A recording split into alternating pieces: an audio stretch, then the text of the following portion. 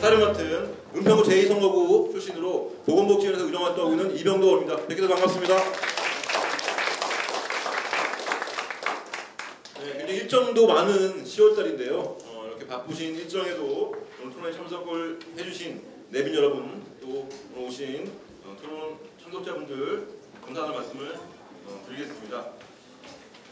자, 그러면 지금부터 본격적으로 정신장애인 사회복지 서비스를 위한 정책 토론회를 여러분의 큰 박수로 시작하도록 하겠습니다.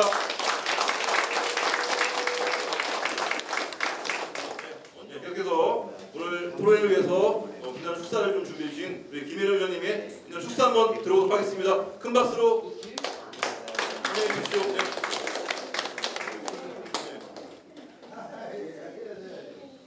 정신보건 정책이랑 관련해서 이렇게 멋진 또 토론회를 열어주신 우리 김동식 위원님께 진심으로 감사드립니다. 박수 한번 드릴까요?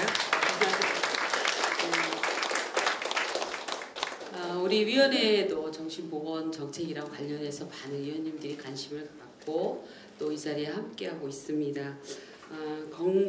정신건강 증진이랑 관련된 정신질환자 서비스는 아마도 그 법률에 정의된 아마 그 보건의료 정책 안에서 이루어지는 걸로 알고 있습니다. 그렇지만 이러한 것들이 탈시설화를 통해서 지역에서 더 많은 서비스가 이루어지기를 정신질환자의 그런 장애인이라고 지금 되어 있는데요. 질환을 앓고 계시는 장애인 여러분들이 지역에서 또 여러 사람들과 함께 살아가는 것이 더 많이 요구되는 그런 시대이기도 합니다. 그래서 지금은 현재는 그렇게 장애인들이 지역에 내려와서 지역 주민과 함께 사는 그러한 사실들이 더 많이 요구되는 그런 현실에 또 처해 있고요. 그러한 서비스를 위해서 더 많은 당사자의 의견이 중요하다고 또 생각이 들고요. 그런 당사자의 의견을 듣는 이런 토론회는 무엇보다도 더 많이 중요한 것 같습니다. 모쪼록 오늘 이렇게 멋진 날에 이루어지는 이런 토론회에서 당사자 중심의 그러한 의견들이 어떻게 반영이 되고 그러한 당사자의 의견이 또 우리와 같이 살아가는데 어떤 좋은 효과를 또 그리고 그분들에게 또 어떤 도움을 줄 수 있는지 이런 것들이 많은 전문가 또 그리고 함께 하신 또 그분들을 도와드리는 많은 사람들의 의견에서 나타나는 것들이 중요하다고 생각하겠습니다. 저희 위원회에서도 오늘 여러 의견을 주신 의견들을 함께 모아서 또 그리고 김동식 위원님께서 이렇게 적극적으로 또 이렇게 열어주신 이 토론회를 통해서 많이 반영될 수 있도록 저희 또 이곳에 오지 못한 또 의원님들과 함께 논의하고 그런 것들을 함께 의견에 올리는 일들을 잘 찾아서 하도록 하겠습니다. 오늘 바쁘신 와중에도 저희 또 의원님들 다른 위원회 의원님들 너무 바쁘신데 이 자리를 함께 해주셨습니다. 진심으로 또 감사를 드리고요.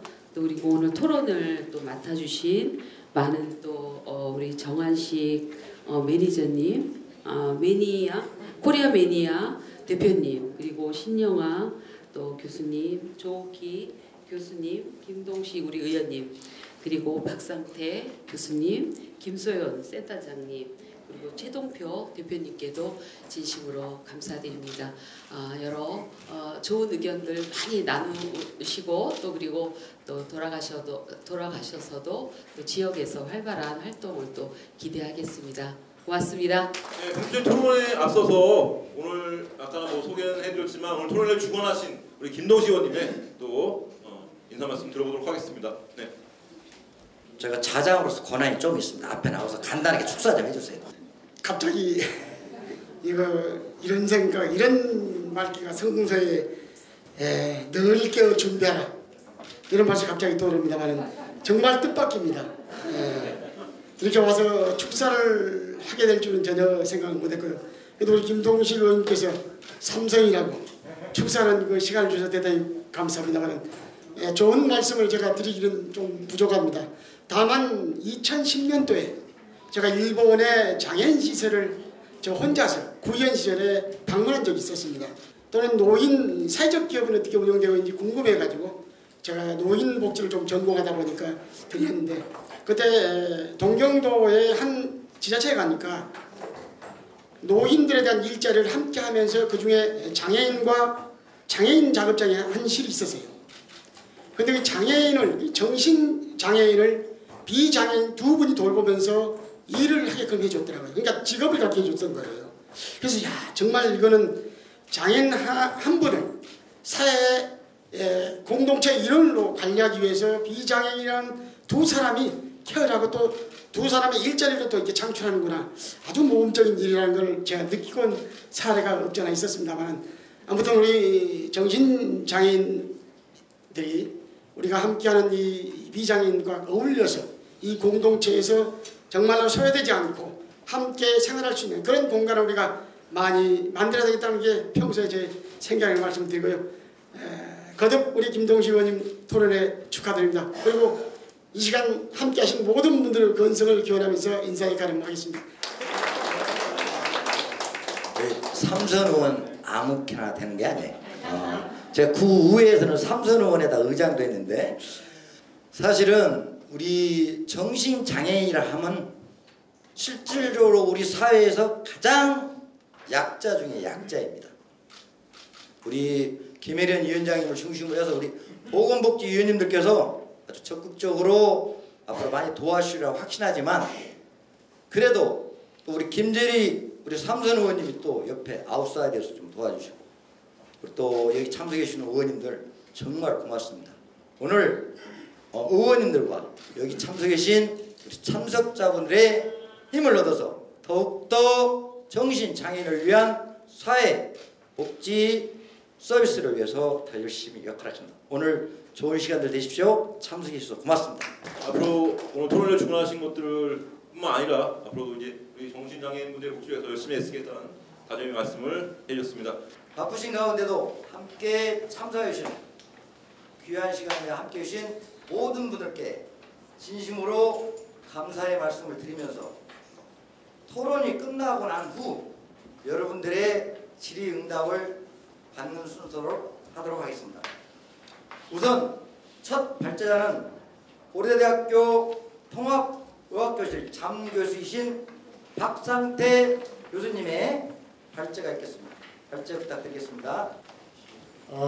방금 소개받은 고려대학교 통합의학교실의 박상태입니다. 먼저 오늘같이 참 귀중하고 좋은 주제로 자리를 만들어주신 우리 김동식 좌장님께 거듭 감사의 말씀을 올립니다.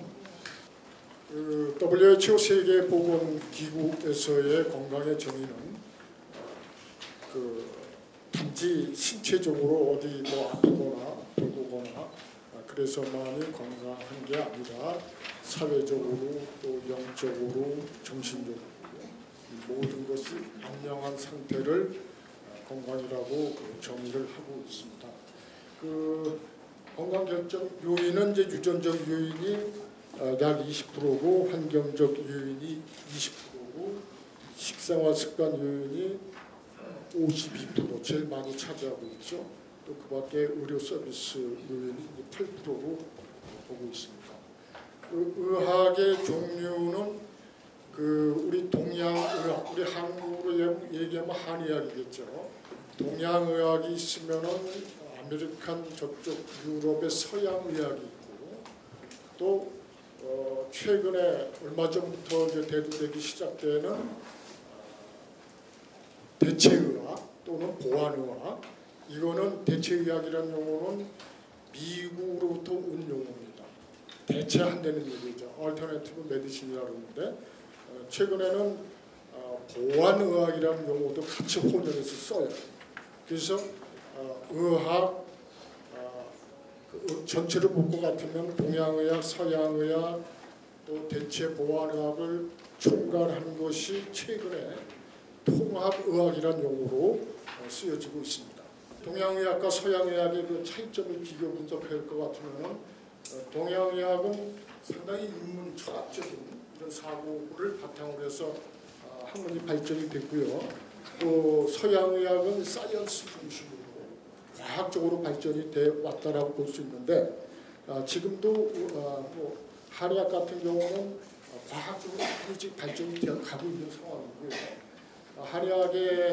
한의학에서의 또 그 진단이라든지 상담을 할 때는 직감적이고 양방에서는 학습을 통한 정보 그리고 동양의학에서는 주관적. 다시 말씀드리면은 진단하는 의사의 주관적인 성향이 많이 반영이 된다는 얘기겠습니다.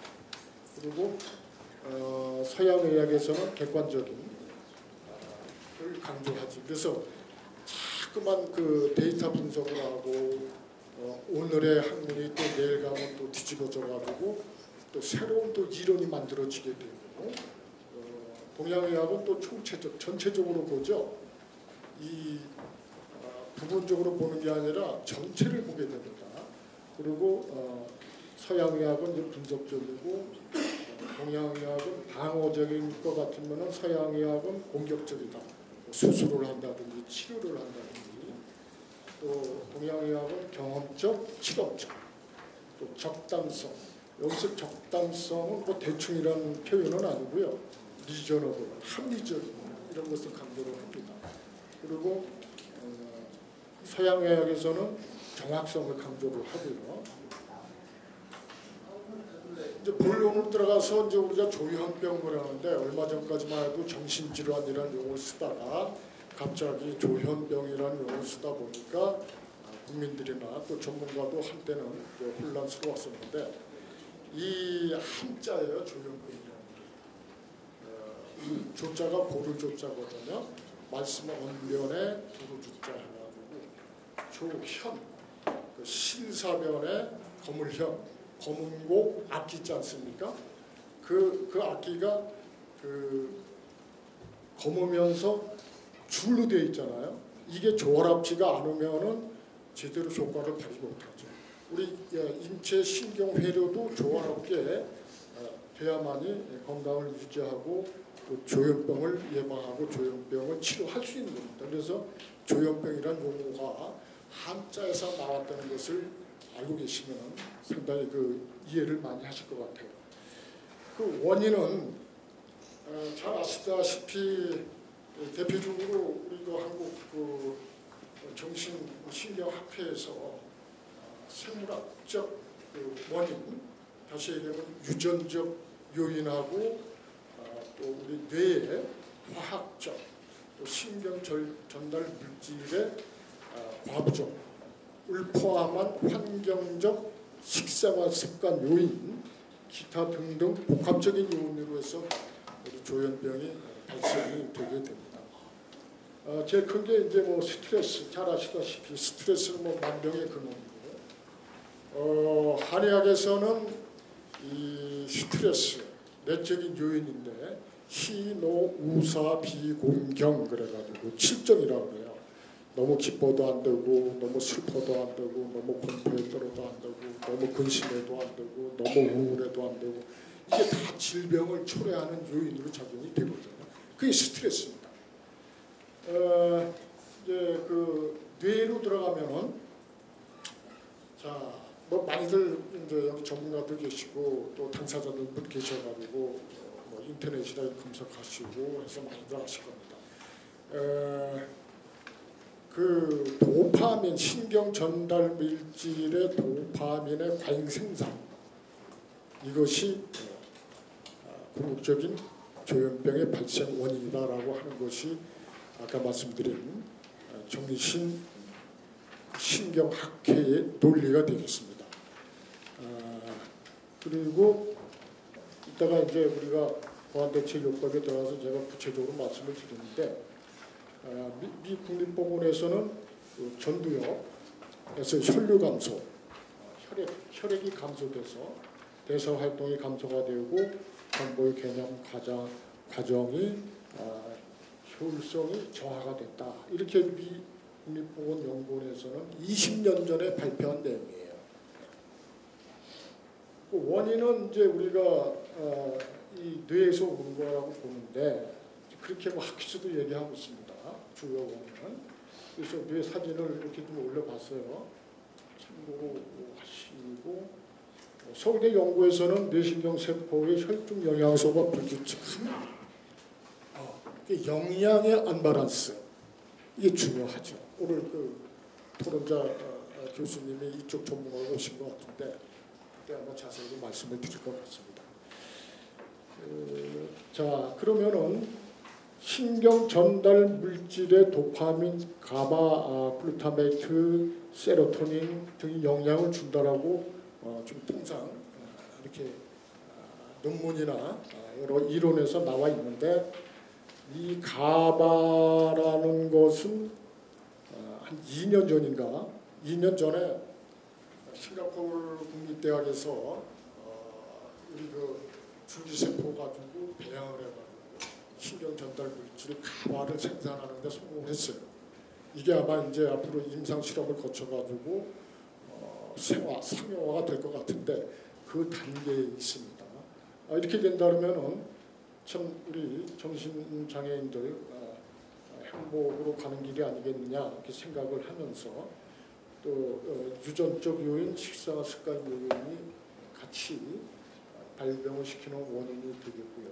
이 도파민, 성취감을 느낄 때 쾌감을 주는 신경 전달 물질이라고 했어요. 이게 원인인데, 큰 원인인데, 안타깝게도 우리 그 정신 장애인들 그 발생 연령 분포를 볼 것 같으면 남자는 10대 후반에서 20대 초반, 여성은 20대 중반에서 30대 초반, 한참 성장하고 사춘기 때.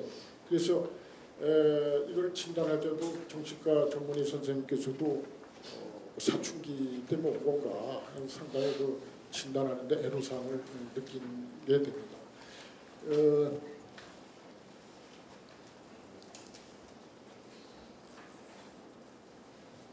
그래서 이 젊은 시절에 발생이 되는데, 이게 어느 연구 논문에 의하면은 그 착하고 똑똑한 사람들일수록 더 걸리더라, 이런 연구 결과가 있어요. 그거는 참고 이렇게 화를 발설 못 시키고 이러다 보니까 그런 경향이 있지 않겠느냐라는 것이 학계에서의 얘기가 되겠습니다.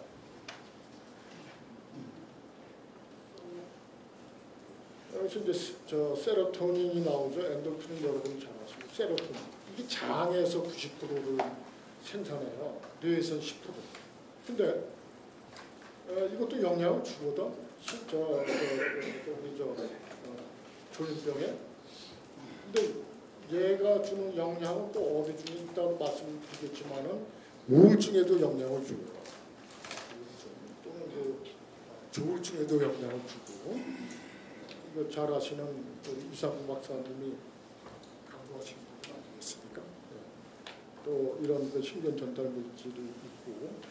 자, 그러면은 우리가 뉴런인의 구조가 또 어려운 거예요. 이 생물학적 용어고 전문가들도 참 다시 보고 안 보고 그럴 것 같으면은 잊어먹고 그러는 건데, 크게 이 가지돌기라고 해가지고 가지로 되어 있잖아요. 세포는 여기 세포 A가 있으면은 여기 세포 B가 있습니다. 그리고 이게 축이 있어요. 축삭돌기라고 하는데, 이 여기서 다른 세포로 전달이 될 때 시냅스라고 떨어져 있어. 여기서 신경 전달 물질이 전달이 되는 거거든요. 근데 여기서 고장이 나면은 전달이 안 되겠지. 자세히 보면은 여기 이제 A, B 여기서 수용체로 가려면 도파민이라는 신경 전달 물질이 전달이 되는데, 이게 과잉으로 전달되면 조현병. 그래서 이렇게 차단시키고, 이것을 현대의학에서는 약물을 이용해서 주로 치료를 하고 있습니다. 우리 이제 의학에서의 치료 방법은 주로 정형화되어 있는 치료법을 활용하고 있죠.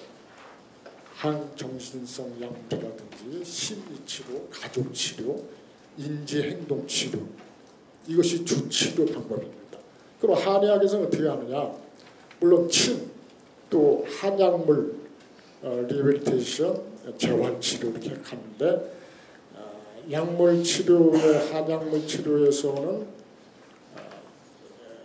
옛날에 그 동의보감이나 이런 책을 볼 것 같으면은 이 뇌라는 얘기는 없습니다. 한의학에서 거의 심장 이런 쪽으로 심장이 최고의 장기가 돼가지고 지금은 이제 뇌 쪽으로 많이 연구가 되는데 주로 심장하고 간 쪽으로 봐요. 그러면 또 우울증이란 용어도 근심 우자에다가 우울할 때 울적할 때 울결됐다라는 그 한자를 써서 우울증인데 우울증을 치료하는데 간화나 열이나 이런 쪽을 치료를 해주면은 치료가 된다라는 원리로 한의학에서는 약물 치료를 그렇게 쓰고 있습니다.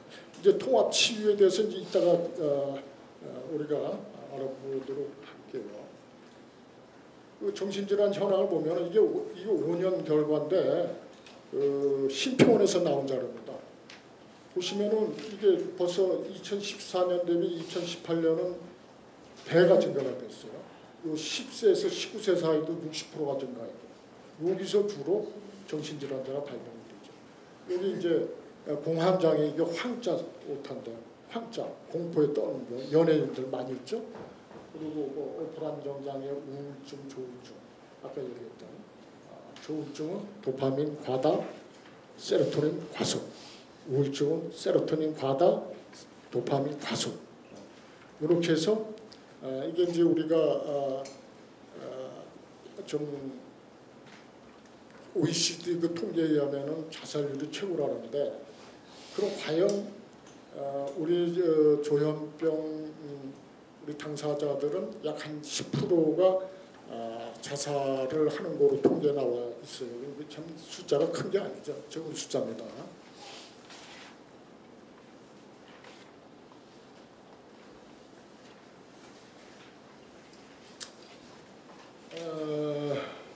내추럴 메디신 통합 대체 의학의 가장 기본이 되는 겁니다.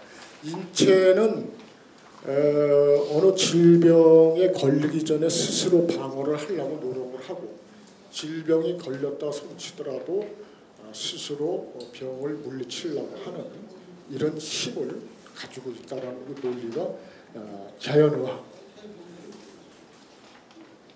결과 아니라 원인을 치료하고 전인요법이 되겠죠. 자연의학에서 주장하는 것이 예방, 교육과 생활습관을 개선해서 질병을 예방하는 것이 중요하다라는 얘기입니다. 심신의학, 좋아하는 건강한 거고 부조화는 불건강한 거다. 여기에서 몸과 마음, 정신, 영적으로 모든 것이 전일체로 조화를 이루어야만이 건강하다. 라는 것이 이제 우리 심신의학이고요. 정신심리치료. 여기서 사람은 태어나면서 여기 중심은 욕구, 욕망이라는 그를 가지고 태어나는데 미국의 심리학자 메슬로는 사람이 태어나면서 가장 기본적인 욕구는 생리적 이렇게 쭉 올라가면서 자아실현 욕구로 보거든요. 마지막에. 근데 이제 청소년기에 공부를 하고 열심히 성적이 올라가야 되는데 그 소속감 자기에 반해서 이제 중간에 소속감의 욕구가 있어요. 그 소속에서 공부도 잘하고 뭐 학교도 잘 가고 대학도 좋은 데로 가야 되는데 부모님들이 계속 야단치고 그러면 이 아이는 이제 소심해지고 문제를 야기시킬 수 있는 그런 그 학생이 되겠는데 그게 바로 이제 그 심리학에서 나와요. 산소요법이라는 건 잘 아시죠? 우리는 60조 개로 세포가 되어 있는데 두뇌도 마찬가지예요. 이 영양분이 두뇌로 가는 게 산소하고 탄수화물하고 또 당분이거든요. 이게 안 가주면은 이 두뇌 회전이 안 돼. 회로도 잘 회전이 안 되고 그래서 아이들 학교 가서 시험 보러 가볼 때 불안하고 초조하고 그러는데 성적이 안 오를 수밖에 없겠죠. 그럴 때는 뇌로 가는 영양소 또 산소 공급을 해주면 성적이 좀 향상된다는 그런 연구 결과도 있습니다. 콜롬비아 대학에서 최근에 건강식단을 가지고 3주간 그 조현병 환자들한테 먹여봤더니 좋아지더라. 이런 정도 결과도 있었습니다. 또 해독, 디톡스. 요즘은 이제 비우고 채우는 이런 시절이지. 옛날 우리가 못 먹을 때는 먹고 먹느냐고 바빴는데, 그러다 보니까 퇴행성, 크로닉 만성 퇴행성 질환이 많이 늘어났고, 물론 지금 조현병도 그 영향을 미친다는 얘기죠. 에너지, 자기요법이라는 광산, 라이트, 메가나티, 이거 사운드 이런 거 전부 에너지 요법이에요. 환경오염. 여기서 이제 우리가 좀 잘 봐야 할 부분은 환경오염. 아까 말씀드렸지만은 유전적 요인 또는 뭐 뇌 화학 이 신경 전달 물질의 과부족으로 이 조현병이 온다고 하는데, 거기다가 플러스 환경 말하면 이것이 안 좋게 작용이 되면은 조현병으로 갈 확률은 더 높죠. 아유르베다, 이거는 인도 의학입니다. 우리나라 그 한의학처럼.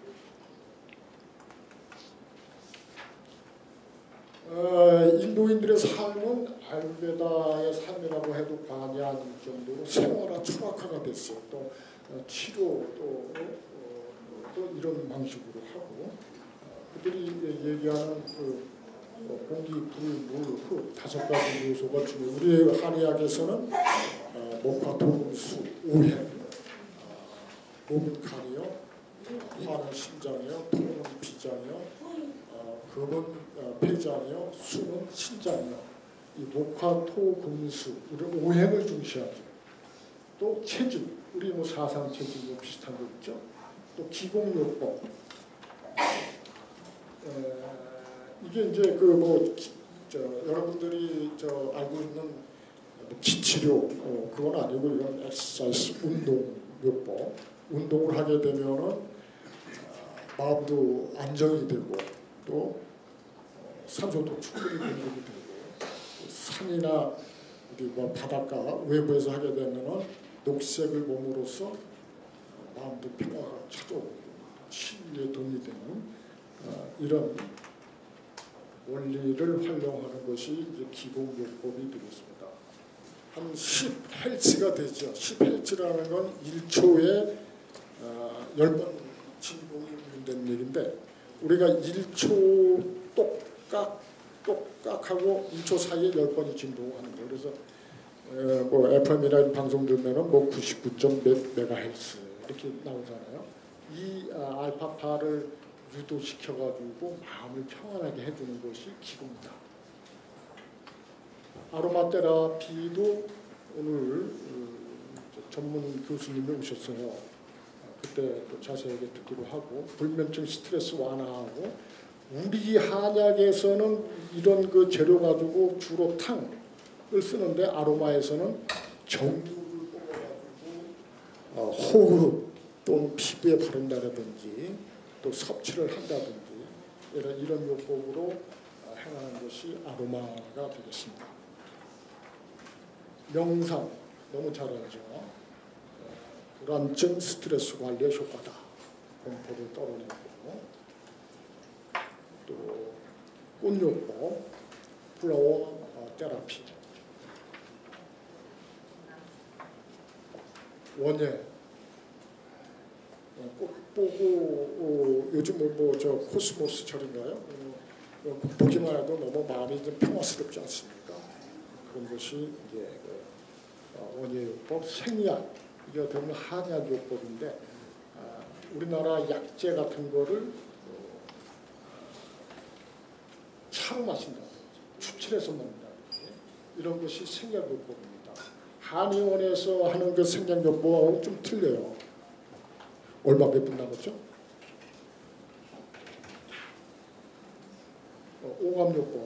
오감요법에서 심리적 정서적 안정하고, 또 음악치료도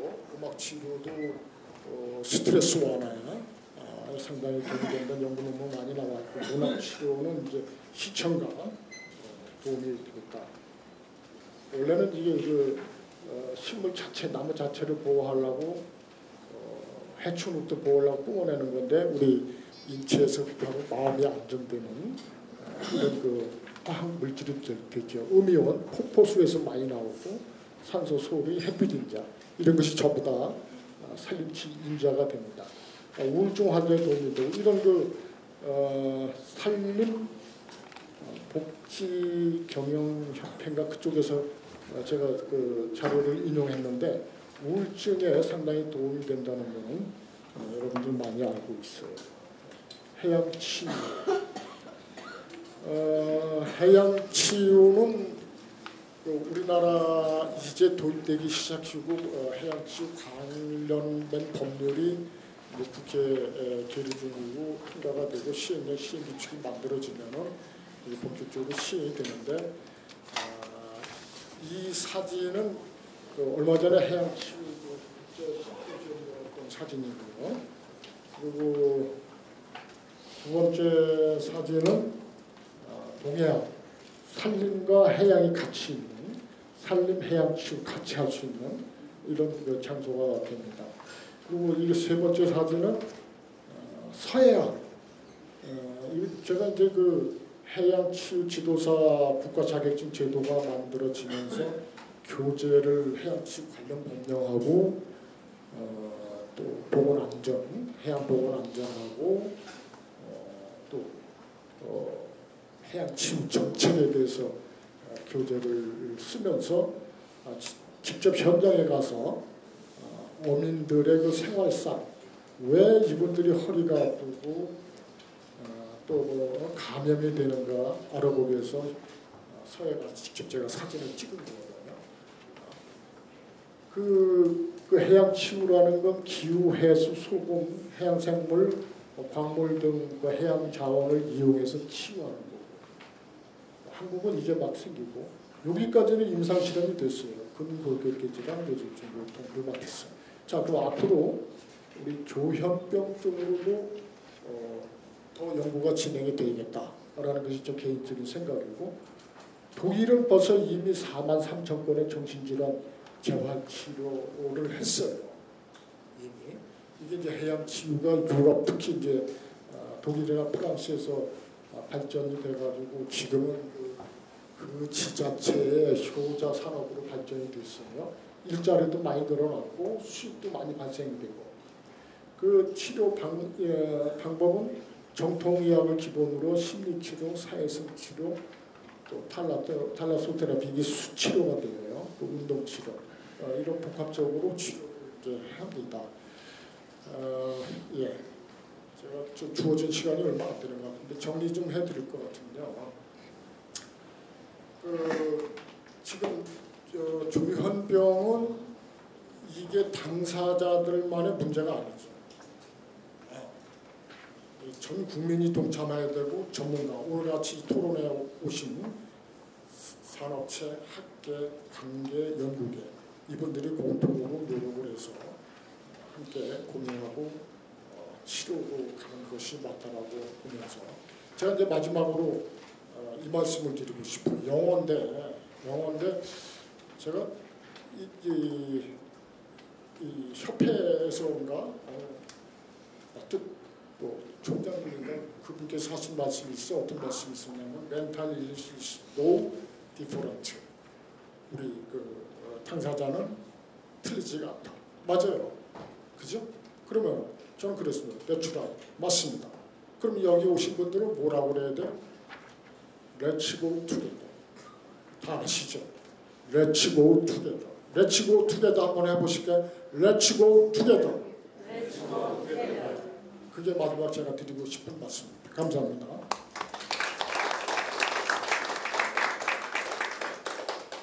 박상태 교수님께서 첫 번째 발주한 것도 좀 부담이 됐을 거고 또 내용을 또 충실히 준비하다 보니까 약간 시간이 오버됐어요. 그래서 뒤에 발제하시는 분은 참고해서 눈치껏 제가 뭐라고는 말씀 못 드리고 토론자분들도 함께 시간은 가급적이면 지켜주시기 바랍니다. 아무튼 박상태 교수님 수고하셨고 계속해서 김소연 박사님의 발제가 있겠습니다. 앞으로 나와주십시오. 네. 여러 가지 통합 치유가 많은데 그 박상택 교수님이 종류를 다양하게 설명해 주셨는데요. 저는 동물 매개 치료로 직접 제가 임상 실험한 결과를 발표하겠습니다. 그래서 동물 매개 치료 프로그램이 조현병 환자의 공감 능력이나 대인관계에 미치는 효과를 보겠습니다. 잠깐 제 소개를 하자면 저는 동물 응용 과학을 전공했고 아래 동물 매개 심리 상담사랑 동물 행동 상담사 자격증을 갖추고 있습니다. 연구의 필요성을 보면 조현병의 평생 유병률은 우리나라 총 인구의 1%예요. 그러면 많은 거죠. 많을까요? 적을까요? 많은 거예요.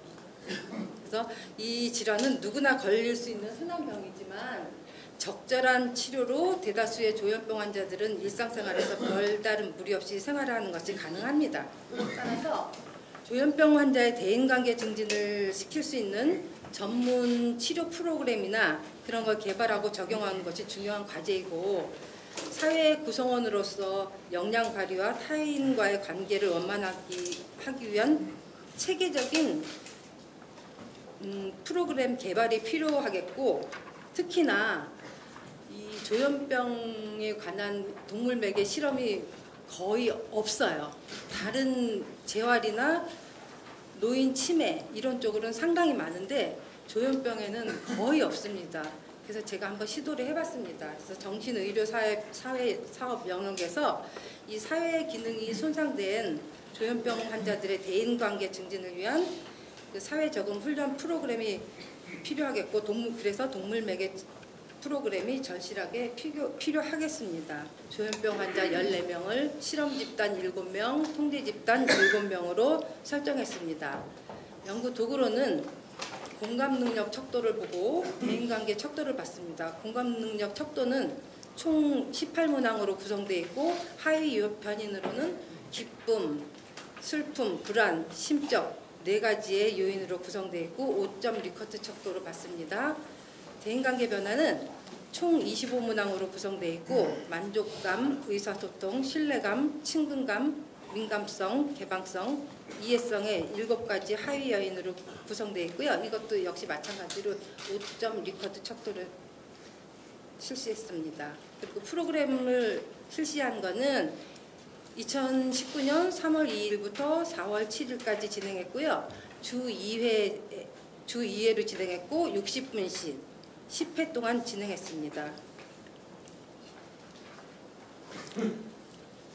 연구자 정보는 본 프로그램의 설계 및 진행은 동물 매개 심리 상담사 자격과 동물 행동 상담사 자격을 갖춘 본 연구자가 담당했고요.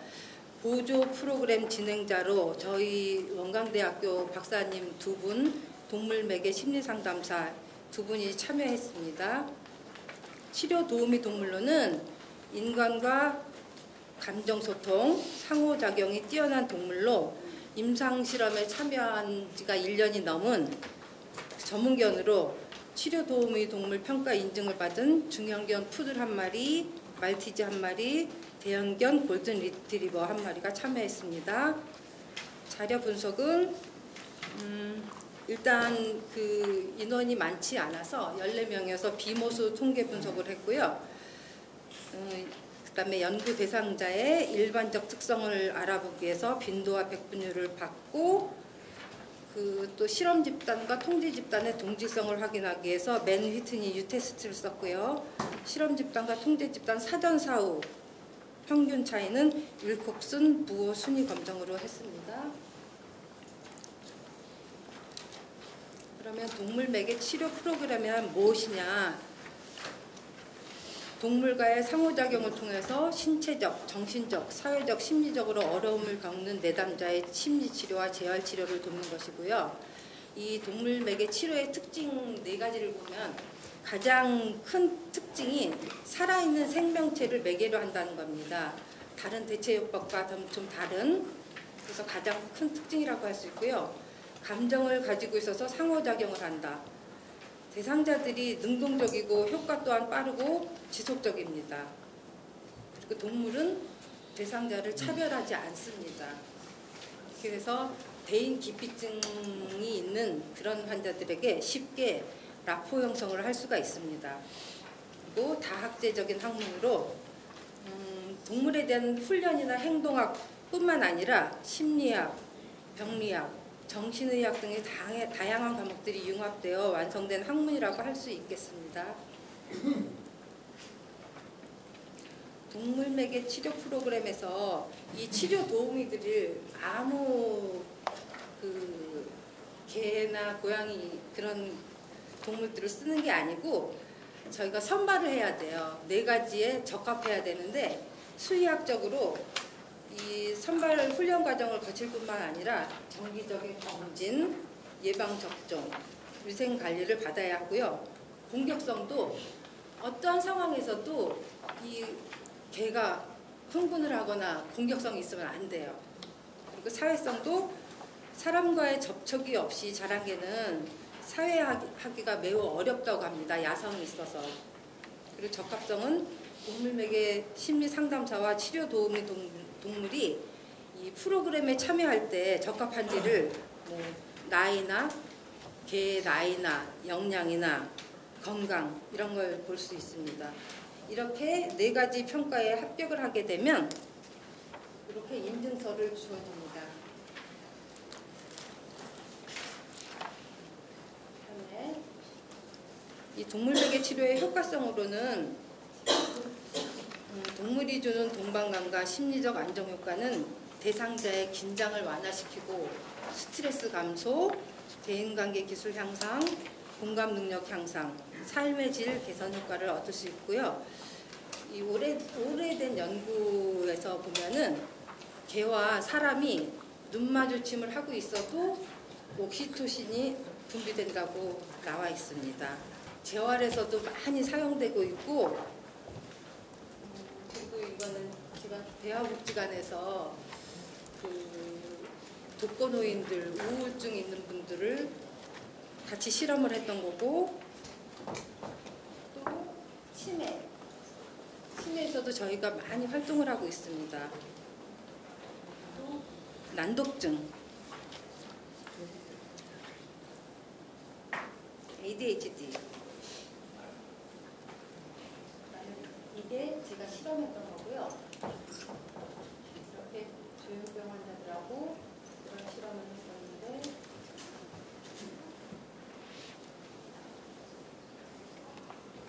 여기에 오신 것 같아요. 이렇게 있습니다. 그러면 우리가 이 목표와 기대 효과를 볼게요. 이 동물매개 치료 프로그램의 목표를 보면 이 동물매개 치료 프로그램을 통해서 자신의 감정과 정서를 인식하고 공감 능력을 향상시키고 타인과의 관계를 형성하여 대인관계 기능을 증진시켜 원만한 사회 적응을 할 수 있다가 목표고요. 기대 효과는 자기 노출을 할 수 있고 또 긍정적인 자기 이해, 신뢰감, 자신의 강점 발견하기, 자신의 모습에 대한 잘못된 신념 버리기, 모델링, 주장 훈련하기, 긍정적이고 희망적인 미래 계획하기입니다. 다음에 이렇게 실험을 했을 때 결과가 어떻게 나왔냐면, 제가 2가지를 봤었는데, 하나는 동물매개 치료 프로그램에 참여한 실험 집단은 참여하지 않은 통제 집단보다 공감 능력이 향상될 것이다. 그랬더니 과연 실험 결과가 평균이 사전에는 62.29에서 사후에는 72.86으로 평균이 4.19 향상되었습니다.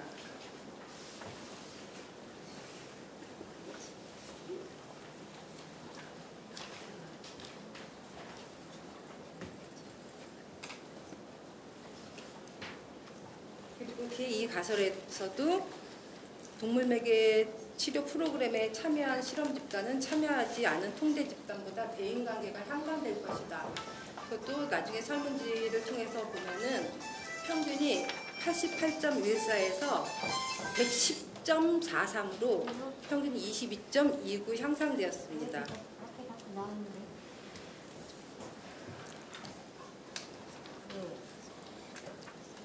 그럼 논의를 말씀드리겠는데요.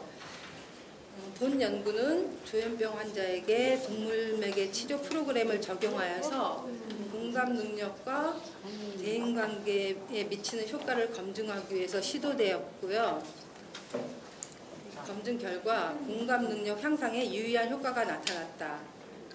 조현병 환자의 감정이나 정서적 측면이 자기 자신과 타인의 감정에 대한 올바른 인식 과정을 통해 서로 이해하는 공감 능력이 향상되었다고 할 수 있다. 타인을 배려하고 타인과의 상호작용을 통해 대인관계 능력이 향상되었다고 할 수 있다. 그리고 제가 치료 도움의견을 매개로 한 동물맥의 치료 프로그램이 조현병 환자의 공감 능력 및 대인관계 효과를 검증함으로써 조현병 환자의 정서 안정과 타인과의 관계 형성을 높일 수 있는 프로그램을 시도했다는 점에서 선행 연구들과 차별성을 있다고 할 수 있겠습니다. 결론을 말씀드리면 저희가 그 참 안타까운 현실이 모든 다른 병에는 이렇게 사회적 지지가 많고 그런데 안타깝습니다. 조현병에는 없다는 게 참 안타깝고요. 그래서 조현병 환자들을 위한 사회적 지원과 공적 서비스는 매우 부족한 현실입니다. 그래서 조현병 환자들이 적극적으로 참여할 수 있는 사회 적응 훈련 프로그램으로 동물 매개 치료 프로그램이 절실히 필요하다고 생각합니다. 그리고 본 연구를 기초로 동물 매개 치료 프로그램이 정신의료사회사업 영역에서 사회 기능이 손상된 조현병 환자들의 대인관계를 증진시키기 위한 사회 적응 프로그램이 차지하는 중요성을 인식할 때 동물 매개 치료 프로그램을 적용한 다양한 사회 적응 훈련 프로그램에 대한 연구가 이루어지기를 바랍니다. 감사합니다. 토론자분들의 순서입니다. 아마 토론자분들이 4분이 계시는데 가급적 또 이렇게 또 참석하신 분들도 다음 스케줄이 모두 있기 때문에 시간은 가급적 자기가 주어진 시간 안에 가장 핵심적인 것만 잘 끄집어서 말씀해 주시기 바랍니다. 먼저 최동표 서울시 정신재활시설협회장님의 토론 있겠습니다. 토론해 주십시오. 앉아서 편안히 이제 해주세요.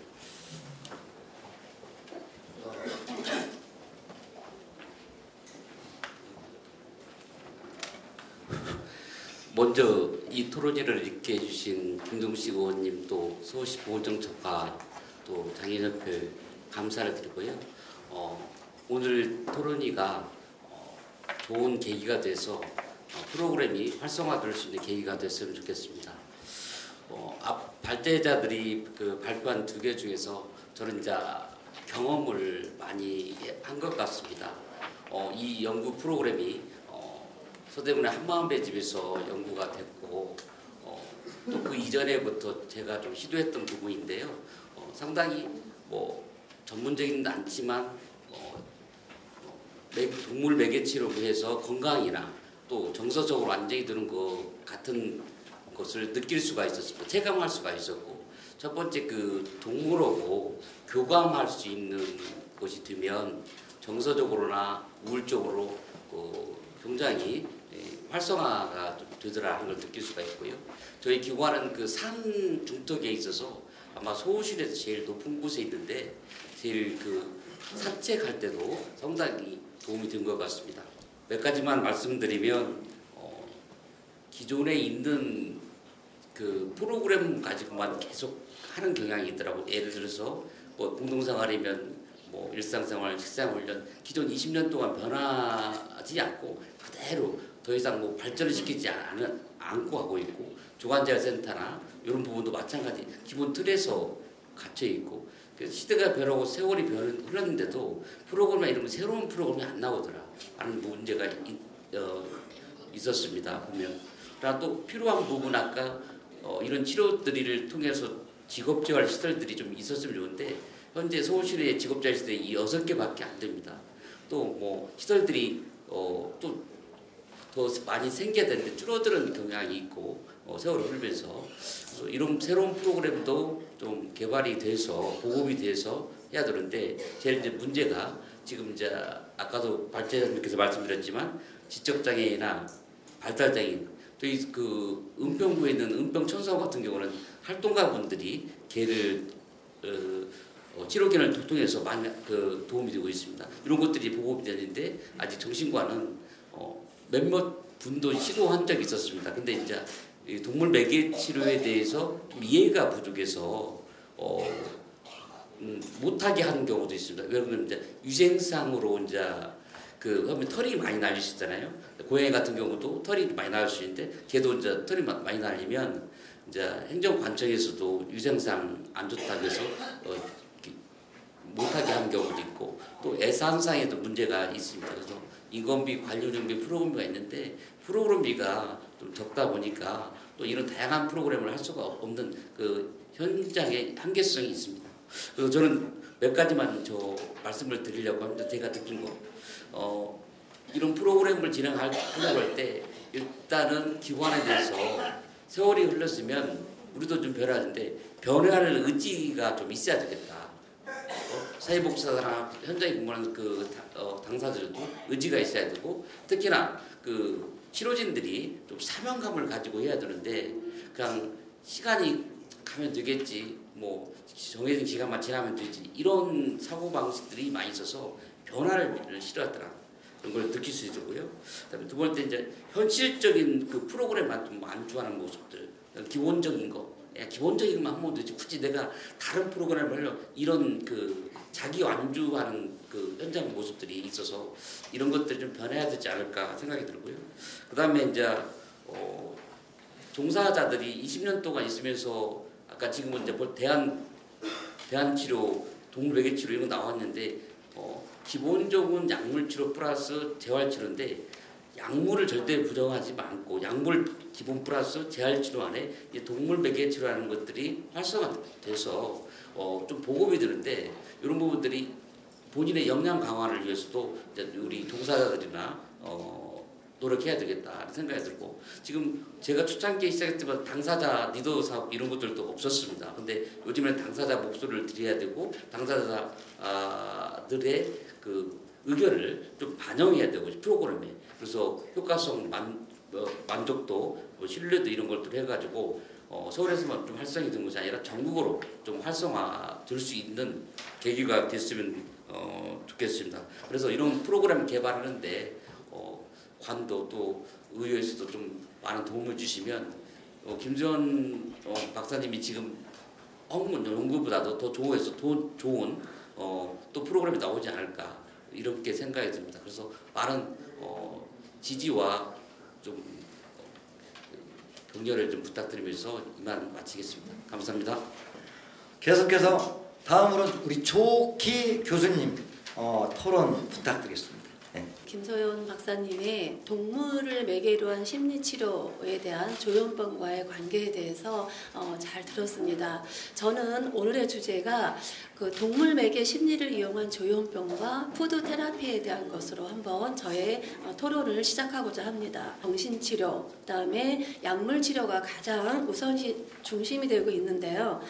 자연치유의 하나로 우리가 오늘 주제 발표가 된 동물 매개 치료와 푸드 치료에 대한 푸드 테라피에 대해서 우리가 보도록 하겠습니다. 인간과 동물의 유대관계가 사람과 함께 동물 간의 어떤 따뜻한 감정을 매개로 해서 우리가 이렇게 치료를 하고 있는데요. 심리치료에서 우리가 내담자의 어떤 불안이라든지 감소, 자존감의 향상, 그다음에 우울감의 감소 등에 대한 효과를 지금 보았습니다. 그래서 재활치료의 내담자의 운동 기술의 어떤 향상이라든지 활동의 증가성 또는 신체 기능에 대한 어떤 향상 효과를 얻을 수 있는 연구들이 많이 있는데요.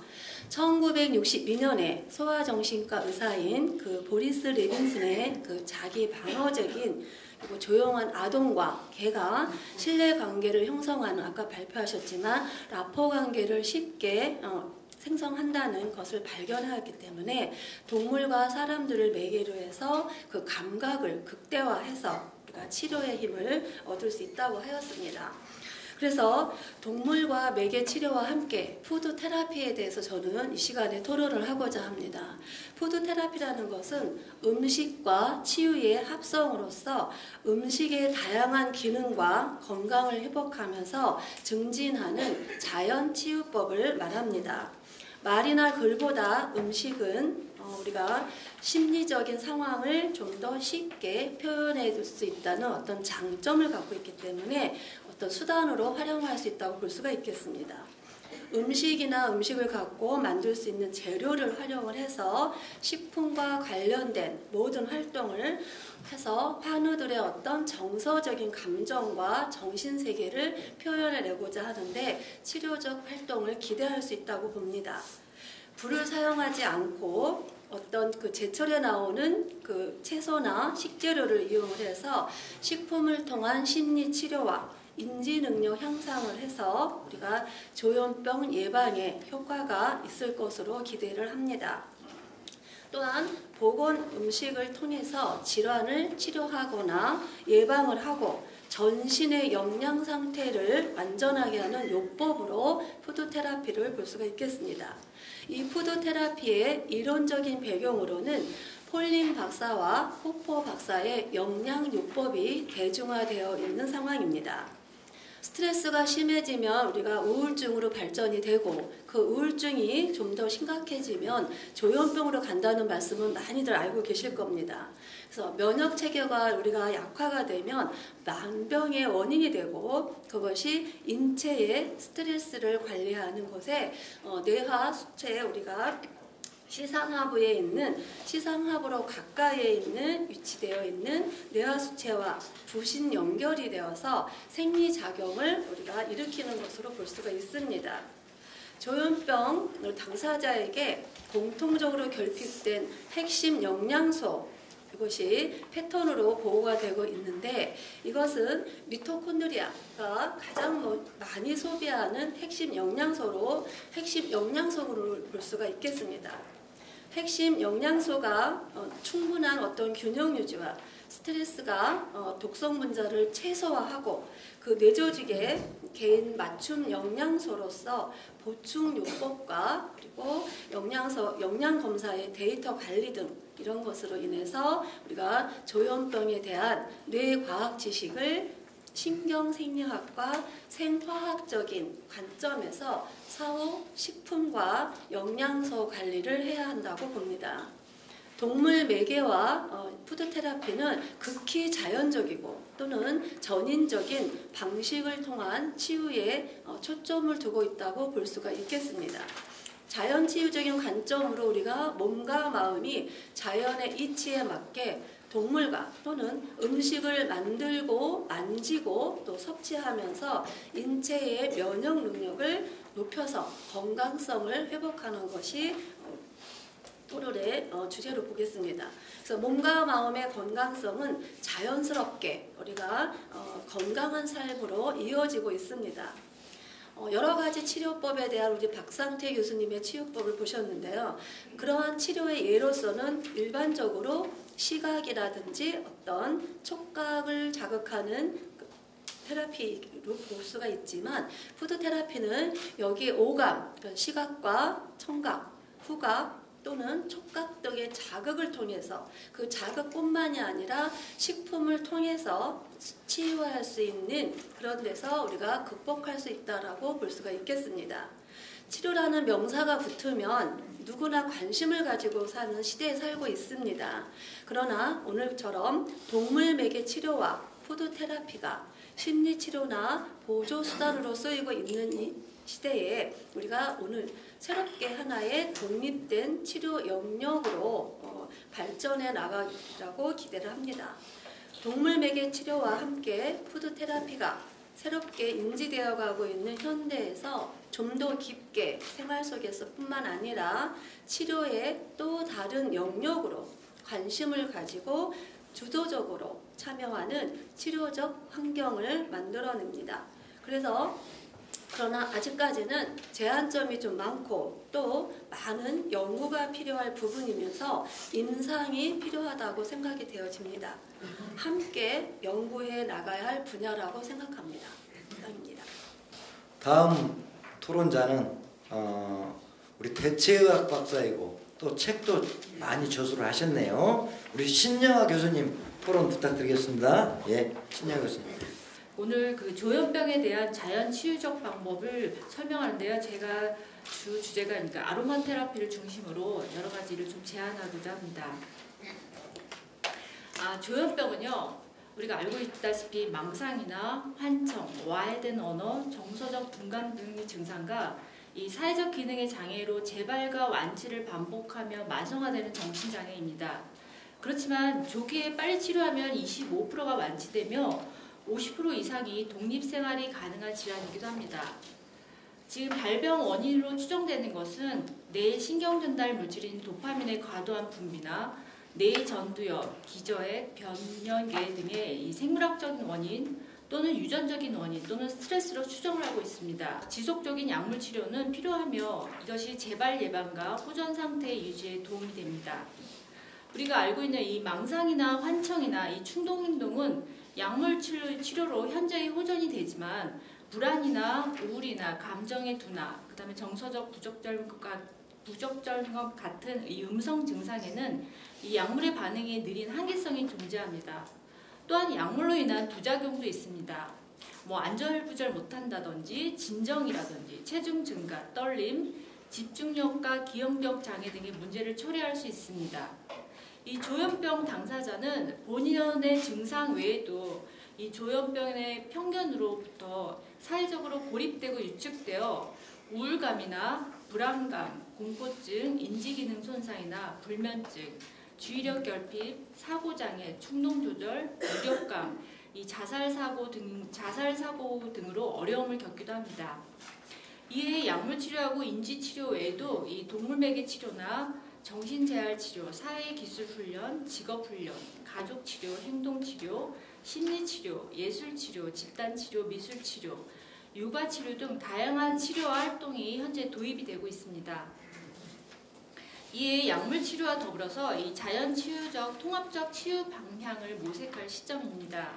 이 자연 치유적 방법 중에서 우선 동물 매개 치료와 아로마 요법의 도입을 제안합니다.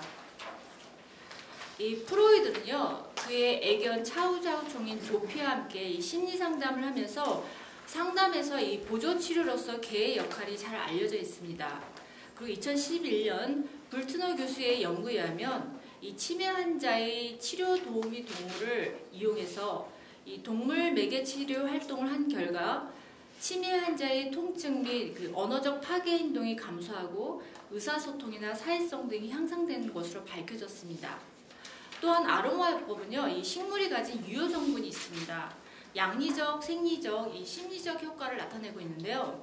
이 아로마 정유는 이 화학 성분이 우리가 코로 후각이나 아니면 피부를 통해서 흡수되면 대뇌 변형계나 시상하부에서 우리의 그 자율신경계를 조절하고요, 또 우리의 호르몬 분비에도 영향을 미쳐서 우리의 향상성 유지에 도움을 줍니다.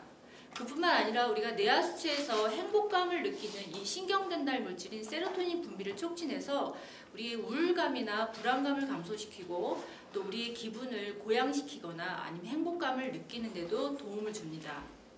이와 같이 이 동물 매개 치료와 함께 이 아로마 치료 요법이 연구 보고된 효과로는요, 심리적으로 우울이라든지 불안, 화병, 스트레스, 강박증, 무기력증, 폐경기 여성의 갱년기 증상, 그다음에 피로 감소, 심리적 행복감 증대 등이 결과가 보고되었습니다. 그 밖에도 이 스트레스와 관련돼서 자율신경계의 활성화라든지 체성분 조성이라든지 우리 스트레스 호르몬으로 알려진 코르티존의 감소라든지 그다음에 혈중 지질 농도, 뇌파의 변화나 각성 등의 여러 가지 결과가 보고되어 있습니다. 이 동물과 함께 교감신경의 변화와 아로마의 양리 효과도 관찰되었습니다. 자, 또 다른 방법으로는요. 또 다른 자연치유적 접근 방법으로는 행복감을 느끼는 이 세로토닌 분비를 촉진하는 방법입니다. 세로토닌을 높이는 손쉬운 방법은요. 우리가 하루에 한 30분 정도 자연에서 충분한 일광욕을 통해서 이 세로토닌 분비를 촉진할 수 있습니다. 이 일광욕을 하면요. 낮 동안에 우리가 세로토닌 분비가 촉진이 되고 또한 야간에 우리가 숙면할 수 있는 이 멜라토닌이라는 물질이 활성화돼서 우리가 잠을 깊이 잘 잘 수 있습니다. 이 멜라토닌은요. 우리가 충분한 세로토닌으로부터 합성되기 때문입니다. 이상으로 그 정신장애인의 약물치료와 더불어서 보조적으로 자연치유적 접근 방법으로 동물 매개 치료와 이 아로마요법의 방법의 도입을 제안합니다. 이 정신장애인들한테 약물치료가 필수적이긴 합니다. 하지만 이 약물치료가 가지는 부작용도 있고 치료점에는 분명히 한계가 있습니다.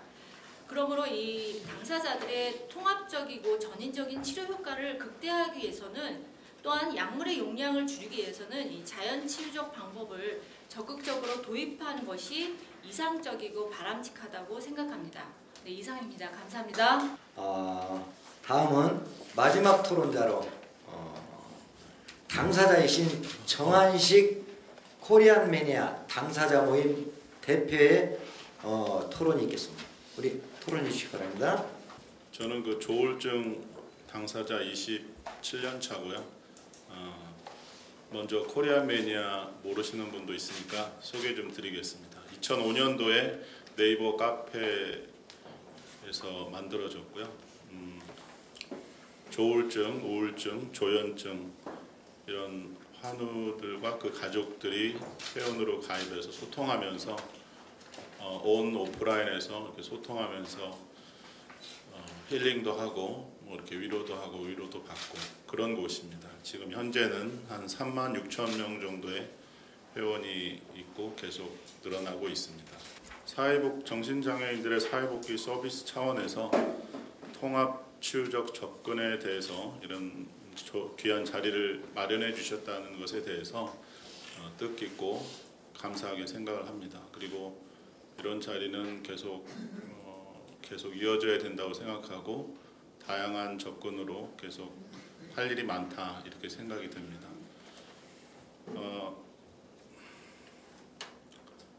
이 정신질환은 제가 이제 겪은 바로는 뭐 약물 치료가 제일 우선이 되겠지만 그것만으로는 100% 되는 것이 아니다라는 것을 체험적으로 느꼈고요. 저는 뭐 학문적인 용어는 많이 쓰지 않겠습니다.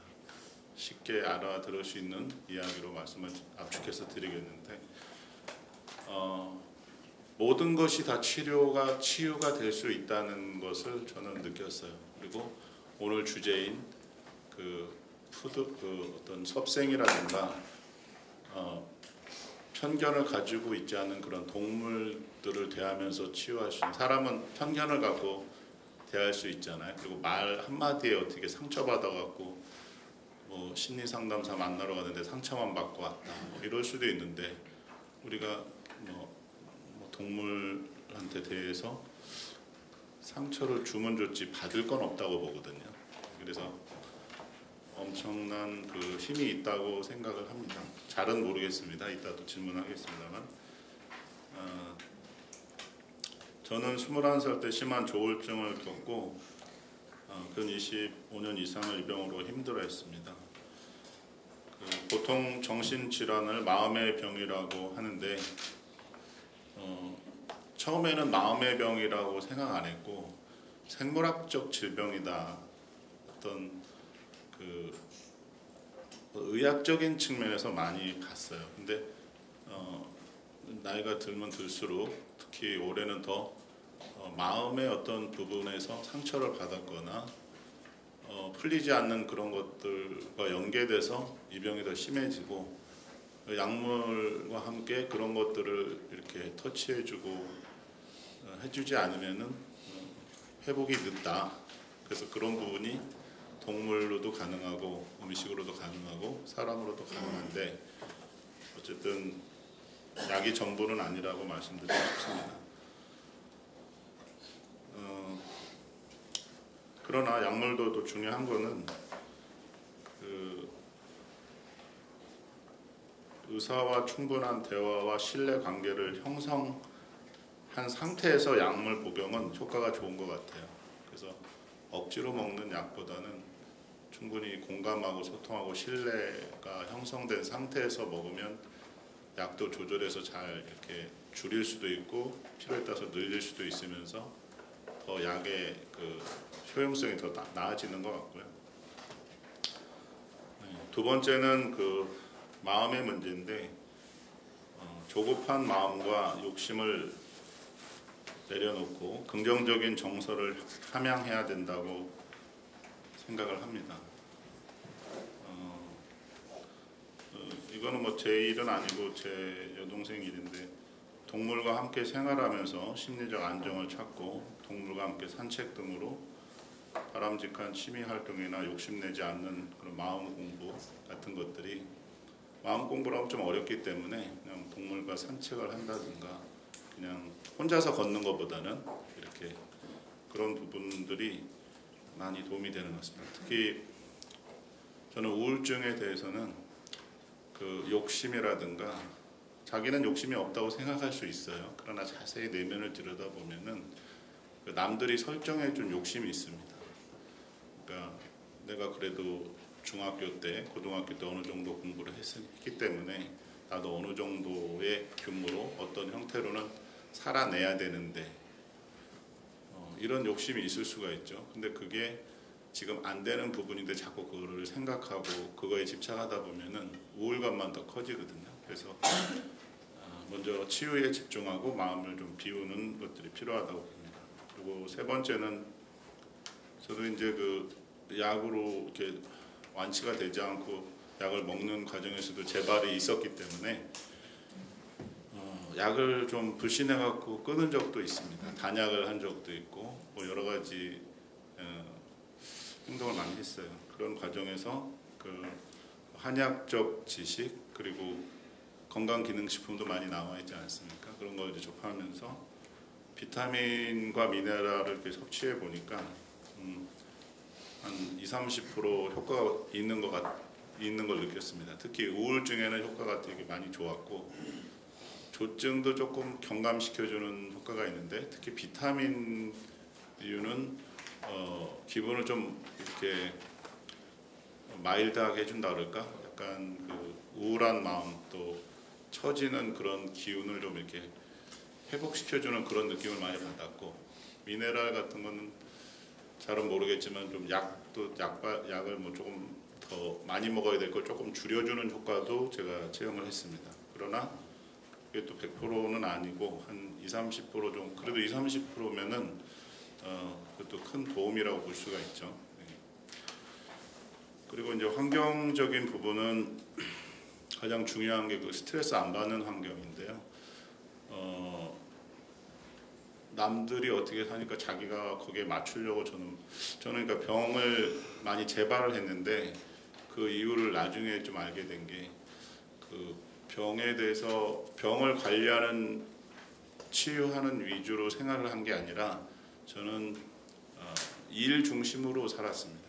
그래서 남들처럼 건강한 사람처럼 그 어떤 기준을 놓고 저를 거기에 맞춰서 혹사를 시키다 보니까 약 먹을 때 잊어먹는 경우도 있고 또 먹어야 되지만 약을 먹으면 아침에 일찍 못 일어나니까 뭐 줄여서 먹는다든지 하루 빼먹기도 하고 뭐 이래저래 뭐 아침 7시에 나가서 밤 12시에 들어오기도 하고 그러니까 관리가 훨씬 빨리 좋아질 수도 있던 것이 많이 늦게 좋아졌다.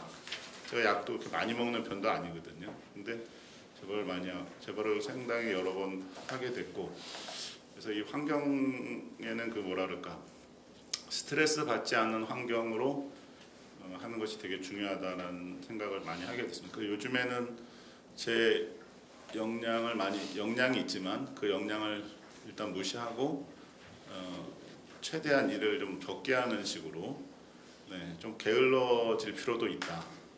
좀 난 다음에 해도 되기 때문에 그런 생각을 합니다. 그래서 우울기에는 오히려 밝고 따뜻한 사람들을 만나서 어울리는 게 좋고요. 적당한 일과 운동, 그다음에 단순하고 밝은 실내 분위기도 좋은 것 같습니다. 이제 마지막으로는 이제 인지력적인 부분인데,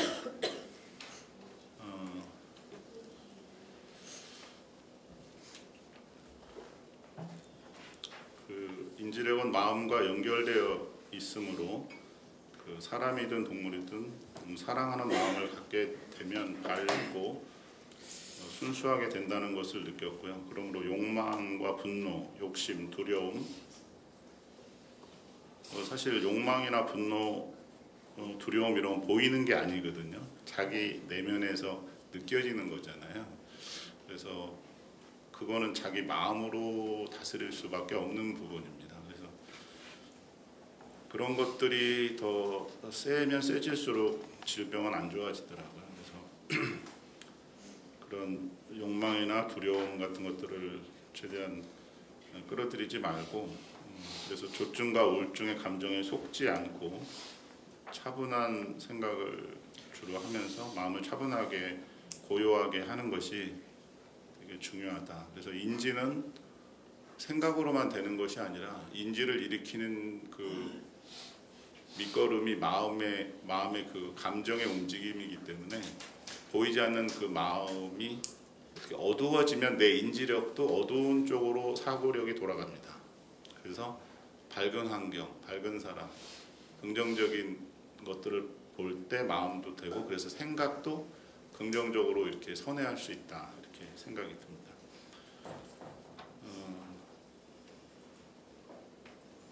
그리고 사실 저도 그런 동물 농장 같은 걸 해서 정신장애인들이 와서 구경하고 이렇게 놀면 참 좋겠다 이런 생각을 몇 년 전부터 막연히 하고는 있었지만, 이렇게 어디 테스트에서 뭐 이렇게 아까 보니까 동물이 증도 받아갖고 목에 걸고 있던데 그런 건 있는지 몰랐어요. 근데 제가 질문 드리고 싶은 거는 좋은 제도인 것 같습니다. 근데 전국에 있는 그런 한우들이 어떻게 그거를 이용할 수 있으면 제도화할 수 있는지 구체적인 실천법이나 예측하고 있는 어떤 시나리오가 있는지 그게 좀 궁금합니다. 제 발표는 여기까지입니다. 실질적으로 직접 본인이 당사자이고 그동안 겪은 담을 그대로 이렇게 발표해 주십니다. 수고하셨습니다.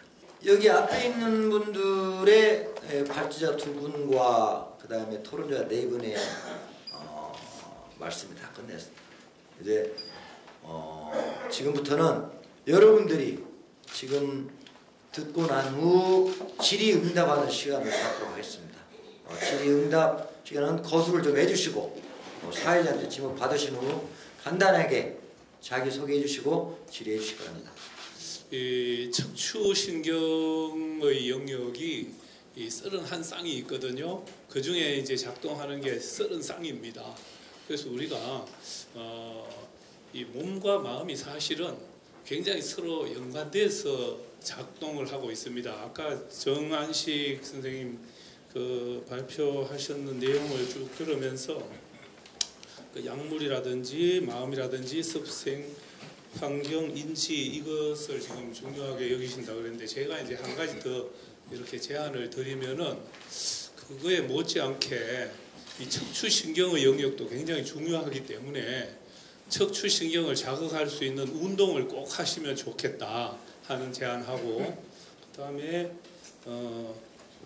자연치유인데 자연인처럼 사시면 더 좋지 않겠나, 그렇게 그런 제안을 노력하고 한번 있습니다. 드리고 싶습니다. 감사합니다. 이게 애사하고 관계가 돼서 이 프로그램을 운영을 하려다가 못하더라고요. 그래서 그 좋은 방법도 활동성이나 대인관계 그 활력 좀 좋다고 말은 했는데, 그 캠프랑 갔을 때 잠깐 30분 1시간 제가 몽골에 가서 힐링 캠프 했을 때 한 하루를 타니까 정말 이렇게 기분이 좋아요. 그렇게 못하는 사람도 저희 회원을 같이 갔었는데 너무 좋아하는 거예요.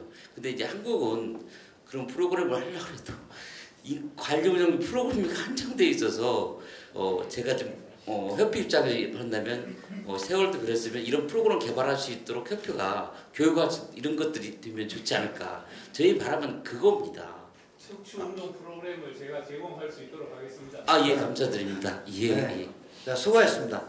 그동안 병을 가지고 사회를 보면서 갖고 있던 생각은 한국이라는 나라는 다른 나라에 비해서 연구 논문이나 이런 거를 직접적으로 할 수 있는 그런 게 많이 좀 부족하고 늘 다른 나라의 어떤 발표나 연구 논문을 뭐 소위 말해서 베끼식으로 이렇게 하는 그런 거를 많이 볼 수 있었어요. 그래서 우리나라도 좀 그런 연구를 직접적으로 이렇게 할 수 있는 그런 걸 좀 많이 여기 계신 분들이 좀 더 시도적으로 할 수 있기를 바라고요.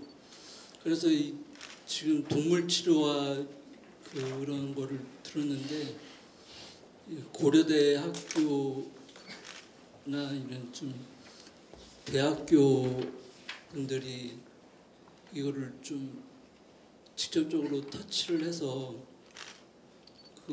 그게